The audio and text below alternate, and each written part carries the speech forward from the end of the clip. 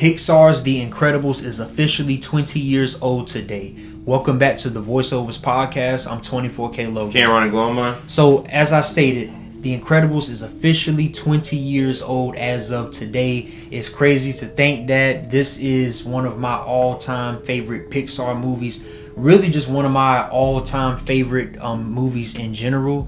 I have it as the greatest Pixar film of all time, even above Toy Story. What do you think? Yeah. Well, you know Ratatouille my favorite. Yeah, I know.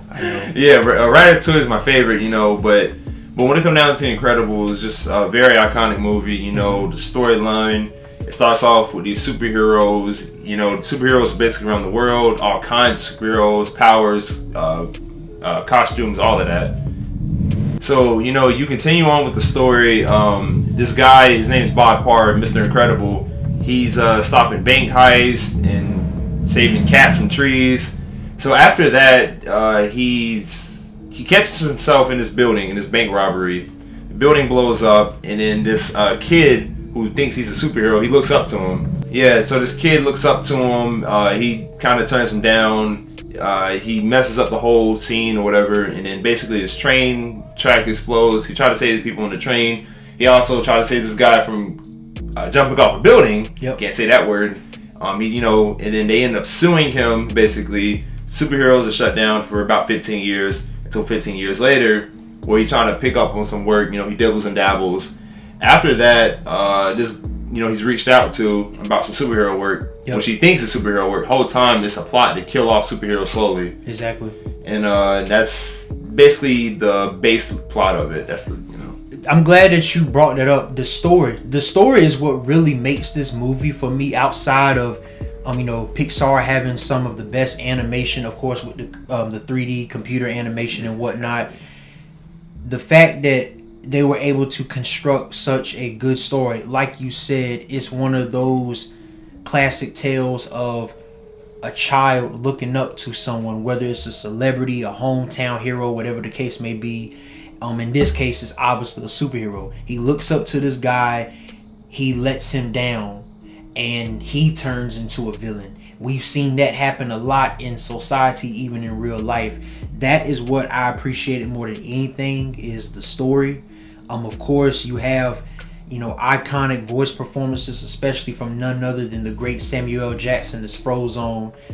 My favorite character in the whole Incredibles franchise. I'm sure a lot of you would agree. But with all of that being said, that's what makes this movie for me. And it's original. Like, I just realized Incredibles does not get talked about enough as being one of the greatest superhero movies. Like, I put Incredibles up there, not saying it's as good, but when we're talking about, obviously the theme, the whole story revolves around superheroes. Yeah. I can put it in contention or in even the same breath as something like The Dark Knight, which I think is the greatest superhero film of all time. Spider-Man 2, the first Spider-Man. The Incredible Hulk 2008, the first Iron Man, Endgame, Infinity War. I can put Incredibles in that conversation, especially with the originality. Like, they didn't really have too much inspiration with the story other than, I think, The Incredibles was based in the 1950s or the 1960s. I did want to. That's it. That's the only inspiration they really had. Yeah, and that's another thing I want to touch up on. That's two things, but the movies. First of all, with the movies, like the fact that you can compare this with other things, and it's not DC nor Marvel. See, I like how we're kind of branching into that nowadays. You got Invincible, which is Robert Kirkman series, and that's not even Marvel or DC. You got things like The Boys. That's this comic series, not Marvel or DC. Now we got The Incredibles, not Marvel or DC, and a great superhero movie. So I love what we're doing, and the fact it's animated.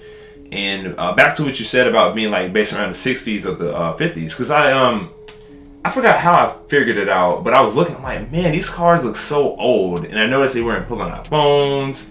I was like, wait a minute, something ain't right. So, I think I Googled it, and it confirmed that it was in those times. Yeah. Now, technology was more advanced, obviously, because of superheroes and all this other stuff. But that was a good little attention to detail that I like seeing. Yeah, but, all in all, man, like I said, Incredibles, if it's not the greatest Pixar film of all time, I don't think that there's any argument for it not being in the top 3.